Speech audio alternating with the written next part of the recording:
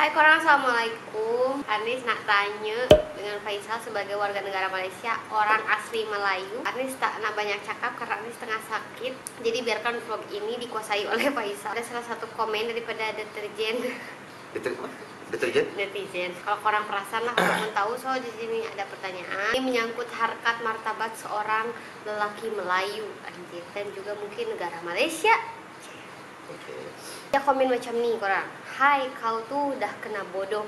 Melayu nak kawin yang orang Indo tuh nak elak duit antaran je. Kalau kawin kawin dengan Melayu mahal, Indon murah je. Mungkin maksud dia tuh kayak orang Melayu nak kawin dengan orang Indonesia tuh karena murah. Karena kalau menikah dengan orang atau perempuan Malaysia tuh mahal. Porsinya Faisal untuk komen sebagai lelaki Melayu. Sejujurnya memang ada betul dan ada salah dia. Okay? Setiap benda orang buat tu pun ada baik ada buruk dia lah. Kalau orang tu jenis yang memang mementingkan nak jaga duit dia, tak nak duit habis banyak apa semua, dia decide dia tak mau kahwin dengan orang Melayu sebab mahal ke apa, ya itu pilihan dia lah, terpulang dekat dia lah. Tapi memang kalau ikutkan normal dia, sebab kahwin dengan perempuan Melayu ni dia dah jadi macam adat, bayar hantaran tu mahal. Hantaran tu kan kita bagi duit cash lah, bagi duit cash ke dalam bentuk emas ke, so memang kena bayar hantaran tu mahal. Orang Malaysia yang kerja biasa-biasa je, lelaki tu agak susah lah untuk kalau tiba-tiba nak keluarkan 10,000 tu. Tapi di sisi lain tak bermaksud kahwin dengan perempuan Indonesia tu murah tak payah pakai duit. Hello, kau nak terbang pergi sana, dah confirm bukannya kau pergi seorang diri, jadi dah kena bawa family kan, nak bawa family, kos nak bawa ke sana apa semua. Lepas tu dekat sana tak payah buat makan-makan kan, takkanlah pergi akan nikah dan balik macam tu je. So tak betul juga kalau kita nak compare apple to apple lah. So kalau kata dekat Malaysia kahwin dengan perempuan Malaysia kena buat kenduri kahwin, okay? Dekat Indonesia pun sama juga, you kahwin kena buat kenduri kahwin juga, dan itu pun adalah kos juga. Okay, keluarga Indonesia tu biasanya bukannya si perempuan tu yang keluarkan duit untuk kenduri ya? Depends lah. So kalau kata lelaki tu mampu, ya lelaki tu yang biaya untuk kenduri kahwin tu, kos kenduri kahwin tu. Kalau you compare balik, lebih kurang sama je. Nak kata jimat 100% tu tak juga, tapi mungkin dari segi hantaran tu, yes betul lah, belum menjadi adat bagi hantaran cash dekat perempuan Indonesia macam tu. Tapi di beberapa negeri korang di Indonesia sama juga ada yang minta hantaran. Yes, betul. Tak dinafikan, memang betul ada. Cuma tak meluas macam dah macam kat Malaysia ni seolah dah jadi macam wajib pula. Sedangkan benda tu just culture saja. That's why kalau kata nak jimat duit kena kahwin time-time sekarang ni lah. COVID ni ada reason je lah. Kalau betul-betul nak jimat lah kan, kahwin lah time COVID ni. Tak ada siapa petikai bila tak ada buat kenduri. Memang dah confirm nak buat kenduri, just berapa orang je boleh panggil kan. So boleh je cakap, oh buat kenduri kecil-kecil je, panggil family je sebab COVID kan. Padahal tak ada duit nak jimat. Yes, this is a good point. Cumanya mentaliti semua orang lah, bukan dia orang Malaysia je. Okay, baik Malaysia ke Indonesia ke atau satu dunia lah. Nama kata kalau kahwin ni, janganlah fikir pasal nak habiskan duit je. Okay, dalam masa sama janganlah juga fikir yang hantaran tu adalah si lelaki tu habiskan duit untuk si perempuan. Tak juga. Anggap kata itu kan macam hadiah, nama juga hadiah. Dia hadiah kepada si perempuan tu. Okay, boleh jadi mana tahu nanti bila time-time you dah kahwin, lepas 3-4 tahun you tu desak, si perempuan tu yang tolong you, wife you yang tolong you, siapa lagi nak tolong you? Takkan you nak time tu nak merayu dengan mak bapak lagi? Kamu dah kahwin ke? So nak tak nak, kata sama-sama lah kan. Itu je komen lah. Next pertanyaan dari Arnis, kenapa kamu memilih perempuan Indonesia, yaitu aku Arnis, daripada orang Melayu sendiri, perempuan Melayu sendiri yang mungkin ya daripada jarak dekat, nak uruskan apa-apa lebih simple. Sejujurnya selain jodoh dan takdir ya, jangan cakap takdir jodoh ke apa. Okay, sejujurnya sebelum jumpa dengan Arnis, I memang tak ada niat nak kahwin. Bukan jenis lelaki yang dalam kepala dia set nak kena kahwin sebelum umur sekian-sekian. Awet pun tak ada. Yang nak pun tak ada. Skandal pun tak ada. Lepas tu kita memang tak ada orang yang nak lah waktu tu kan. Tapi memang dalam kepala waktu tu memang tak pernah terfikir langsung pasal nak kena cari girlfriend ke, pasal nak impress perempuan ke. Ni to be honest lah, kalau nak impress perempuan, I mampu je. Okay. I mampu je.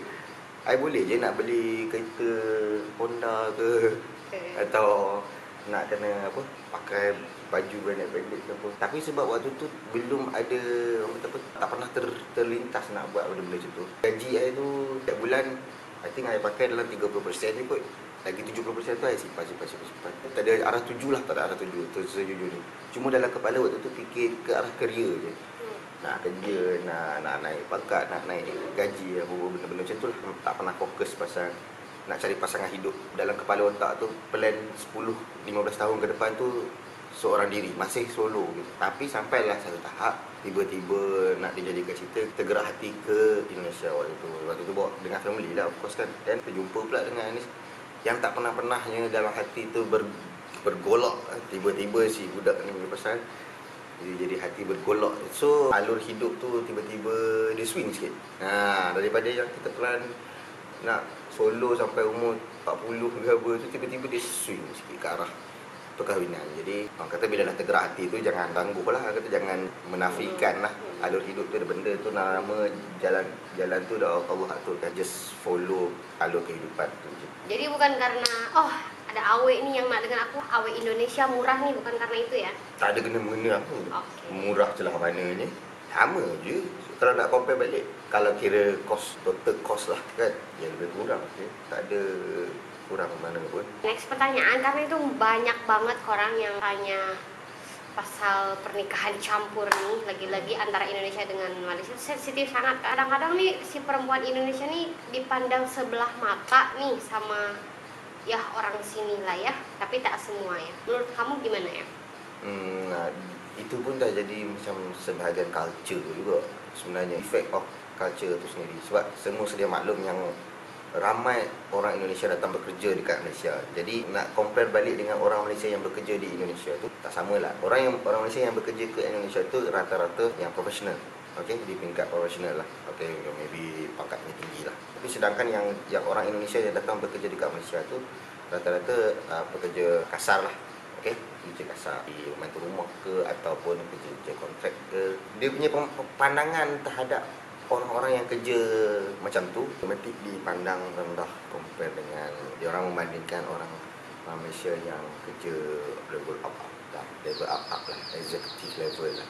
Sedangkan orang Malaysia pun ada juga kerja yang kasar macam tu kan. Jujurnya kalau nak comparekan balik, mungkin ada beberapa orang Malaysia yang bekerja dekat luar negara lain lah, okey, bukan Indonesia, luar negara macam pergi ke Australia ke apa, kan jadi kerja kasar. Normal untuk orang di negara itu memandang rendah terhadap rakyat Malaysia yang bekerja bawah macam tu. Mungkin disebabkan tanggapan itu orang memandang semua orang Indonesia ni sama lah, pandang sebelah mata. Sedangkan ada je orang Indonesia yang jauh lebih kaya daripada orang Malaysia pun sejujurnya. Itu satu. Yang kedua adalah disebabkan sebilangan kecil orang-orang asing lah secara general lah, bukan Indonesia semata-mata. Sebab kat Malaysia ni banyak lagi dari negara lain kan. Ada yang dari Bangladesh, India, Myanmar, Vietnam. Rata-rata orang yang datang kat sini tu ada yang sebilangan kecil tu buat hal, okey, mungkin selalu ada buat masalah ke apa ke. Jadi bila dia buat masalah tu, mentaliti manusia ni jenis yang suka ambil pukul rata. Dia anggap satu orang punya perangai tu semua orang pun sama dari negara tu. Sedangkan manusia tu boleh jadi dia daripada negara yang sama, daripada bangsa yang sama, tapi karakter dia berbeza-beza. Sama juga sama-sama orang Melayu sendiri pun. Bagi I lah tu not something yang good lah. I mean, pandang orang sebelah mata. You belum kenal lagi orang tu macam mana, jangan pandang orang sebelah mata. Jangan judge dulu orang. Kena kenal dulu orang tu, baru you tahu macam mana orang tu punya karakter, macam mana orang tu punya perangai. Sebab I cakap macam ni sebabkan bagi I sendiri pun kadang-kadang ada perangai-perangai orang Melayu yang I pun tak suka. Okay, bagi I dia orang punya karakter is bukan karakter yang patut dipuji lah. I pun tak tahu macam mana dia orang plan nak turunkan karakter tu dekat anak-anak dia orang nanti. Kalau dia orang sendiri pun tak tunjukkan karakter yang bagus. Imagine, sekarang je dia orang pandang orang sebelah mata. Nanti bila dia dah ada anak dia pun membesar dengan tengok benda-benda macam tu. Diajar ideologi memandang orang sebelah mata macam tu. So nanti anak dia pun sama. Justru generasi seterusnya pun akan continue. Dan selamanya lah orang Malaysia akan pandang orang Indonesia ni macam ni. Sebagai nasihat, jangan memandang orang rendah setiap orang tu. Pertanyaan terakhir untuk Faisal. Jadi marah tak dengan adanya komen macam tu, atau misalkan ada sebagian orang yang memandang rendah istri kamu deh, atau kamu sendiri karena kamu sudah menikahi perempuan Indonesia. Konsepnya senang ya. Tak payah nak marah, tak payah nak ini. Sebab spesies manusia macam ni, dia memang jenis yang elok dibiarkan. Dia orang tu macam tu je. Okay? Kita tak guna buang masa, buang tenaga untuk marah, untuk nak membetulkan keadaan, bagi komen balas ke apa. Tak perlu. Maksudnya biar je. Manusia macam tu memang takkan pupus ni. Sentiasa ada. Yalah, sebab dah dia buat macam tu, generation seterusnya pun akan macam tu. Family dia. Apa yang kita kena buat, kita sebagai orang yang kita rasa kita buat benda yang betul, tak perlu rasa takut kita buat salah atau apa. Just be positive. Hebatlah. Komen netizen tu memang tak pernah, orang kata apa, menyenangkan hati lah. I would say, okay. Kebanyakannya yang menyakitkan hati itu banyak. Jadi kita kena abah menghadapinya. Okay. Sejujurnya Anis buat video macam ni bukan nak klarifikasi atau nak membalas seperti yang Faisal cakap. Tak adalah, just curious je apa tanggapan Faisal. Karena Faisal ni korang, even ada netizen komen yang negatif atau yang menghujat Anis sekalipun, Faisal ni jenis yang flat je, no reaction. I don't care deh orang nak cakap apapun, nak komen apapun pasal kehidupan kami ni. Faisal jenis orang yang macam tu, orang macam tak ada perasaan. As long as hidup Faisal dengan Anis tak kacau orang, still positif, yang menurut kita okay, ya udah gitu. Faisal macam tu. Faisal selalu cakap dengan Anis, kalau ada yang komen negatif jangan ambil hati. Itu je sih yang positif je. Kadang-kadang terbaca yang negatif, Anis just biar je. Karena betul apa yang Faisal cakap, kalau kita layan, balas, penat-penat kita explain yang oh kita tuh tak macam tu, it's nothing gitu. Karena mau sebaik apapun kita, orang akan pandang negatif gitu. Orang akan tak puas hati je. Menurut Anis pribadi, kita sebagai manusia ni jangan judge lah orang ni, orang tuh ya siapapun diri kita, dimanapun kita tinggal, jangan judge seseorang tuh, macam ni, macam tuh. Kita ni lahir daripada negara manapun sama aja. Just mungkin di dunia ini orang kaya, kita ni tak, bukan berarti kita boleh judge, kita boleh jeling mata dekat orang, tak boleh macam tu juga kan. Apa susahnya kita bagi budi bahasa lah, bagi attitude dekat orang.